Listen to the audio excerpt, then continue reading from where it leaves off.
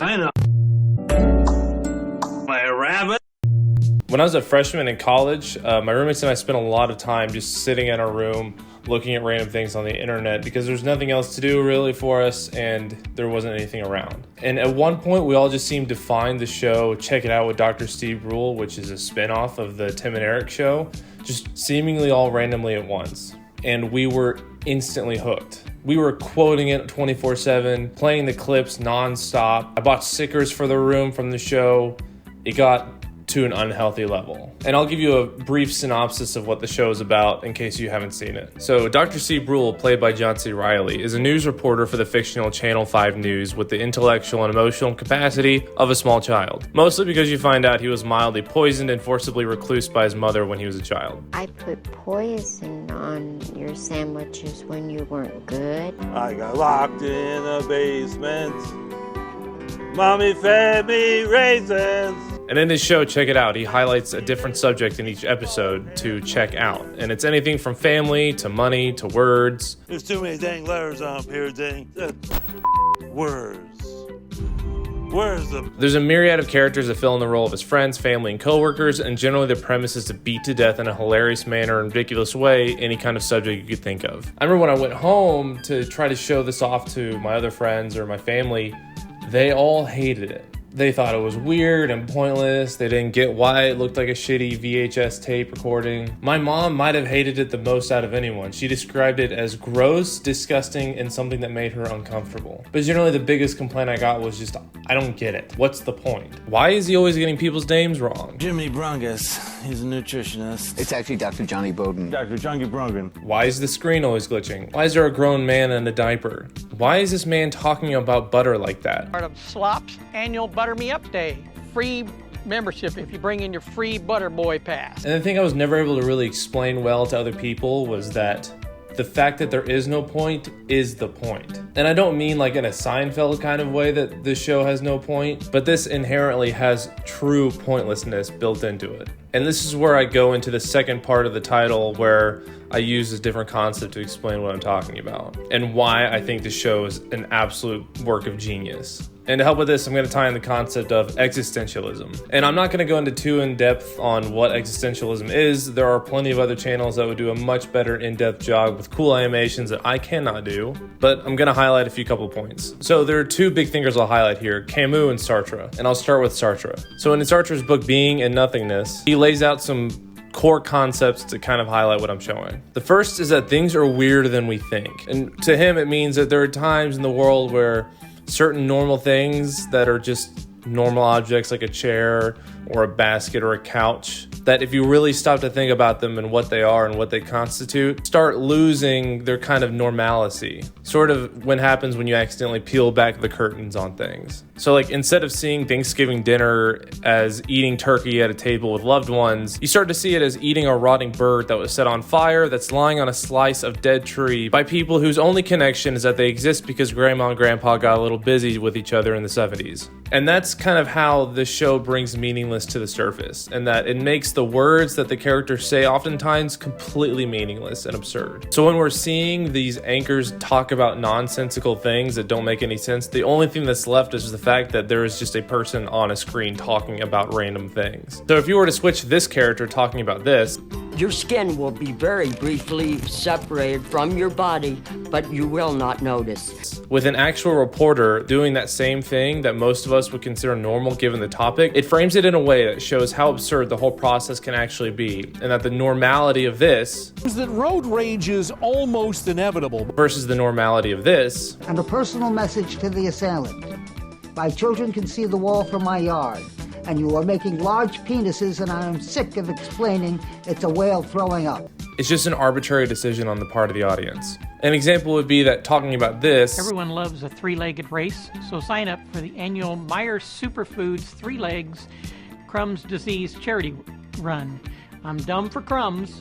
Doug will be there. That's me. But that this man talking about millionaires slamming into each other while trying to move a leather bag full of air to the other side of a patch of grass can be just as absurd when looked at in a different light. The second concept I'll bring up here is that we are free, like radically free, and that we're freer than we think. And that most of the things we actually force ourselves to do on a daily basis in order to fit with the norms are literally just that, things we do to fit in with societal norms that don't have any real consequences because they're just based on arbitrary decisions that seemingly have no basis in logic. And that's to be distinguished from like committing a crime where there are actual real consequences to your actions. This is to where actions that you won't do simply because there are rules in place, but these rules are really not based in anything. So say eating fish out of a dumpster or going into restaurant kitchens in search of your biological father. These are things that we would just assume are weird and don't make sense. And if we saw someone actually doing it in real life, we would think that person's just crazy or insane or just something is wrong with them. When in reality, there is nothing stopping you from doing those things. These are the kind of rules that we fear breaking because heaven forbid we could become a social outcast that doesn't fit in with other people. And so what this world does that Dr. Steve Brule is in is that it creates different cultural norms that are just as arbitrary as the ones we apply ourselves to. And in doing that, it kind of shows the ridiculousness of how things are going. So Shakespeare would do something similar where he would write a play that's set in a different area than where it's supposed to be performed, highlighting a problem that happens in both areas, but by viewing it in a different light, you're able to kind of apply it differently to yourself without the feeling of like you're being attacked for the world you live in. So in this world, holding hands with an astronomer you just met and complimenting his jacket is just as normal as if he had not done those things to begin with. In a different world, it might be rude and absurd to not do those things. So it's just as ridiculous for an adult to join a spelling bee as it is for children to do it only. And then out of this idea of radical freedom comes the third point, which is bad faith. Rejecting this kind of idea that we have radical freedom within ourselves to do whatever we want is referred to as being in bad faith. Sartre's example of this was the waiter. The waiter who was just a little too good at being a waiter, as if being a waiter was the only important thing, and that by devoting himself entirely to being a waiter and rejecting any notions of personal identity, he was in turn rejecting the possibility that as a free-thinking, capable human being, he could be anything else. Steve Brule is the quintessential free-thinking, capable human being here. He is fully conscious of his ability to act in accordance with his own freedom, to actualize any possibility in his own life, despite what other reactions are. In this scene, he's debating on all the possibilities of who he is after he has a head injury and forgets his identity. And he literally sees all the different versions of himself that he could be in this world. So when he tells a priest or a boat captain or a nutritionist that he could be all of those things despite what that other person is saying, he is staring bad faith in the face and literally telling it no. Which I'm like 1,000% sure is not the actual intent of this show, but so be it. It's still symbolic genius. So now I'm going to talk about the other guy that I mentioned in the beginning, Albert Camus, the much more handsome of the two. So Camus in his afterword in The Stranger describes the main character in the American edition. And he describes someone who lives entirely within his own realm of control, in that he simply doesn't buy into the status quo of society. He doesn't feel obligated to feel a certain way just because people are telling him to. And he's not convinced by the power structures of the government or the intellectual class or the cultural class, because he sees all the titles that they have and all the important statuses that they hold simply as just arbitrary and made up things that they gave themselves. And this point in the show is shown in the very title of it, in the fact that the show is called Dr. Steve Brule. And a little bit of lore, he's not a doctor of anything. His name is literally Dr. Steve Brule. And this was the name given to him by his mom, who just names inanimate objects as well with seemingly important titles at will. What's this one?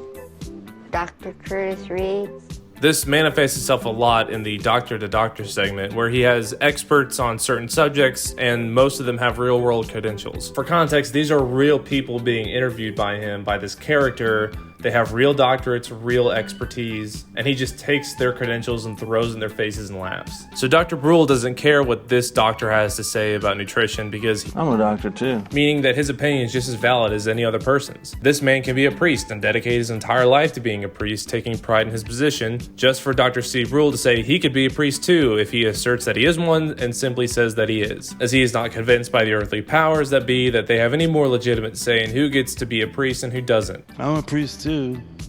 I could be if I say I am. I don't need to be a priest. I'm a doctor.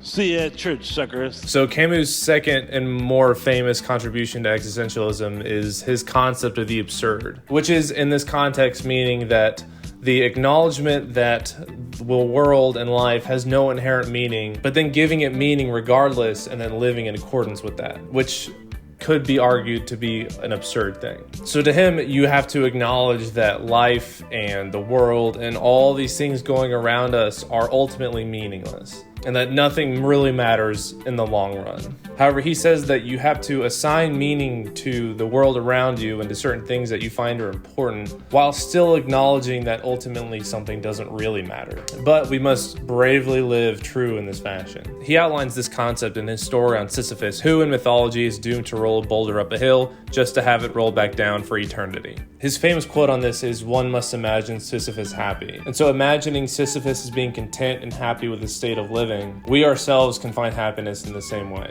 This was his rejection of just pure nihilism and fatalism and all the other isms that edgy teenagers like to adopt in high school. Steve Brule goes through this struggle several times, like when he finds out the waitress he's had feelings for was his cousin, or when he was brought face to face with his fear of spiders, or more literally when he finds out that he cannot have children and does not see the point in living life anymore. However, they then braves on for a couple more seasons, so eventually he changes his mind. And so from these two people, you see where my argument comes from. So the meaninglessness is the meaning of the show. So if you say the show has no point and it's just another absurd Adult Swim show that makes no sense like the others, you're ignoring the pointlessness ultimately of the other shows that people watch that seemingly have meaning and make sense, simply because they present themselves in a serious and unironic manner. So yes, I love Breaking Bad and Mr. Robot and the story and the characters and all the social commentary that might come along with them, but ultimately I recognize that it is a pointless thing. They're simply just actors playing out a character on a TV stage, which is exactly what Dr. Steve Brule is. However, with the show acknowledging this meaninglessness and ridiculousness of everything,